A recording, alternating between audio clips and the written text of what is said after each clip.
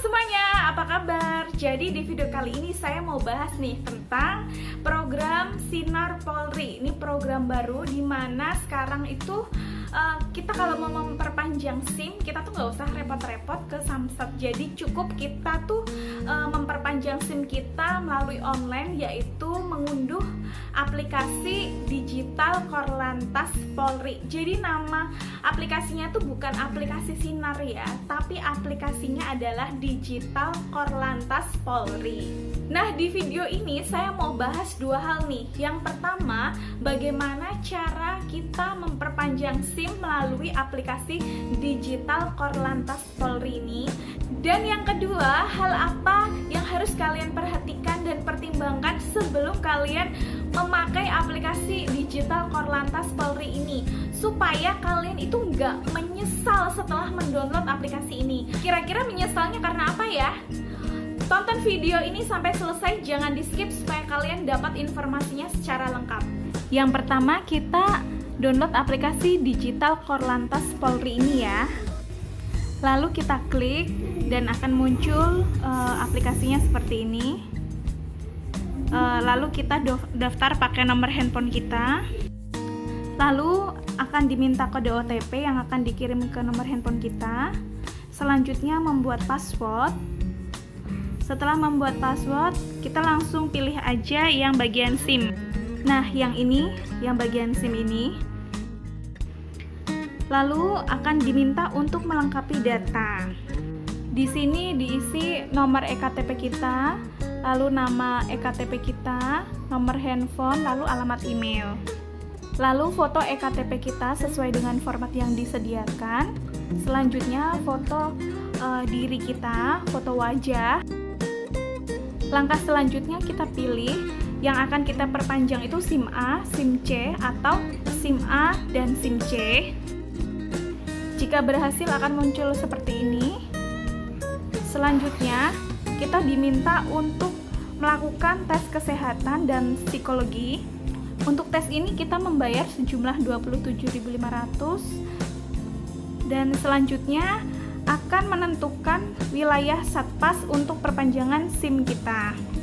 Di sini kita diminta untuk mengisi nomor rekening kita dan nomor rekening yang diminta adalah nomor rekening BNI. Ini digunakan nanti untuk melakukan pembayaran.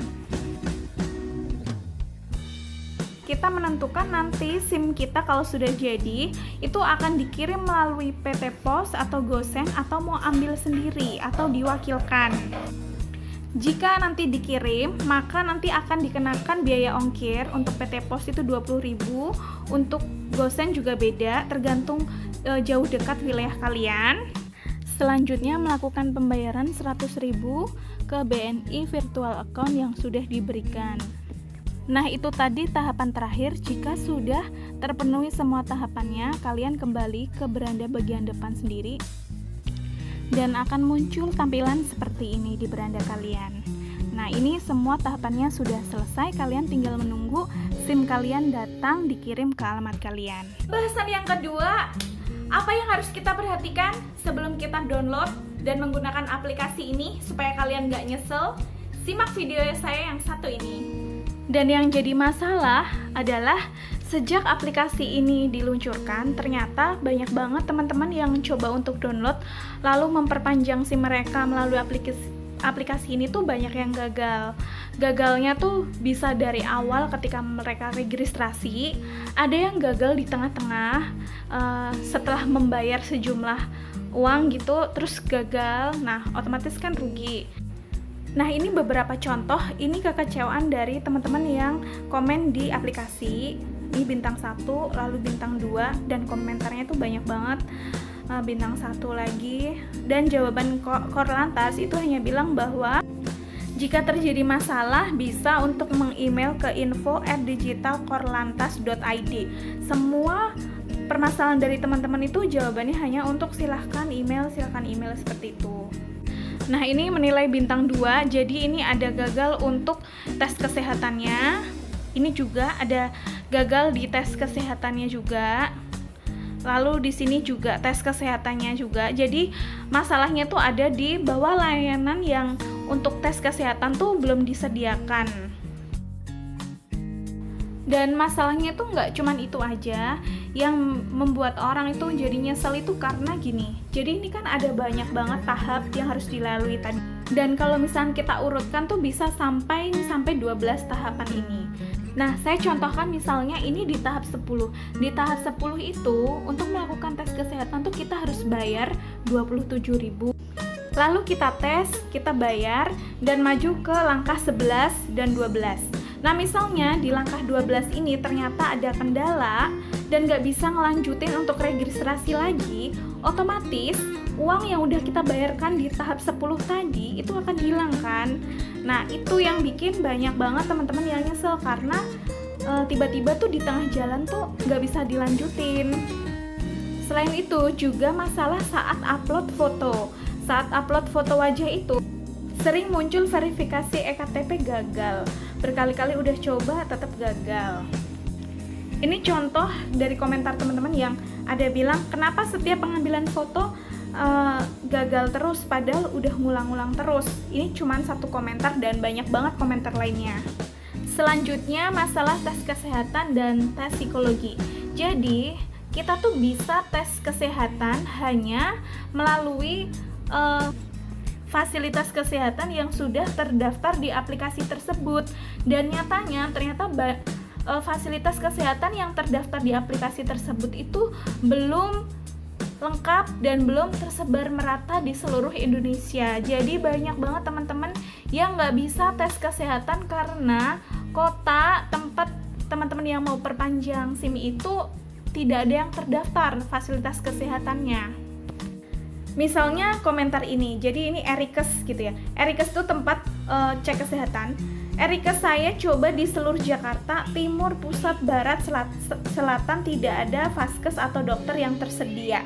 Saya coba di daerah Bandung dan Aceh yang ada di pilihan atas-atas pun tidak ada yang tersedia. Padahal hasil Erikes adalah salah satu syarat untuk ke tahap selanjutnya. Jika tidak tersedia, bagaimana bisa lanjut? Juga ada komentar, Tulungagung belum ada vaskes atau dokter di daerah tersebut, atau mungkin belum ya. Nah, itu hanya contoh aja dari beberapa teman yang komen, dan komen seperti itu banyak banget. Jadi masih banyak banget fasilitas kesehatan yang belum terdaftar di aplikasi tersebut. Selanjutnya untuk pilihan Satpas di mana kita mau urus SIM kita ini. Jadi belum banyak Satpas yang terdaftar di aplikasi ini. Misalnya nih, orang di wilayah Malang ingin mengurus di Satpas daerah Malang, tapi nggak ada, adanya tuh cuma di Jombang. Lalu yang daerah Surabaya juga mau urus, tapi nggak ada, adanya tuh hanya di wilayah Jombang. Satpas di aplikasi digital Korlantas Wilayah Polda Jateng dan Satpas Wonosobo tidak muncul. Jadi sampai saat ini prosesnya tidak bisa dilanjutkan. Nah, ini salah satu contoh komentar dan masih banyak komentar yang serupa seperti ini soal Satpas. Selanjutnya di tahap di mana kita diminta untuk memasukkan nomor rekening BNI. Nah, di sini juga terjadi banyak banget error. Jadi banyak nomor rekening yang tulisannya tuh tidak jadi nggak kebaca di aplikasi tersebut. Jadi dari hasil pembahasan kita tadi, bukan berarti teman-teman saya itu melarang dan menganjurkan kalian untuk tidak menggunakan aplikasi ini ya, tidak. Mungkin saat ini aplikasi dari digital Korlantas Polri ini masih dalam tahap pengembangan. Kita tunggu aja, dan kapan kita mesti menggunakannya. Saya sih menyarankan supaya teman-teman itu menunggu sampai aplikasi ini bintangnya itu sudah bagus 4 atau 5.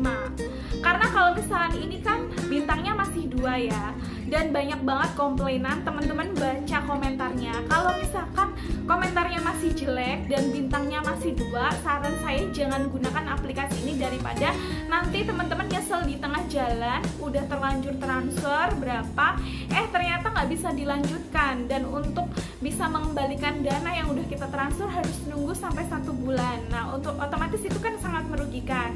Nah, jadi saya lebih menganjurkan supaya teman-teman kalau mau menggunakan aplikasi ini lebih baik tunggu sampai aplikasi ini punya penilaian atau rating yang bagus dulu, 4 atau 5, dan kita lihat bagaimana komentar dari teman-teman.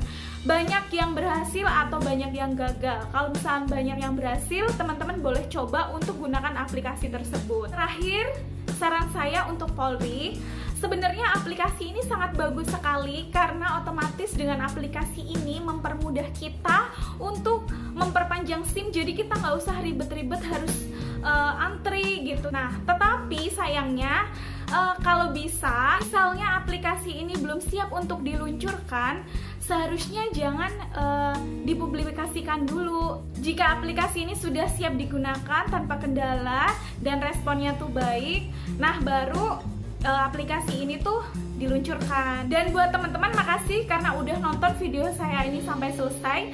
Klik like kalau kalian suka, komen kalau kalian ingin bertanya, dan subscribe-nya serta tekan tombol lonceng supaya kalian bisa bantu buat ngembangin channel saya ini. Makasih, sampai jumpa.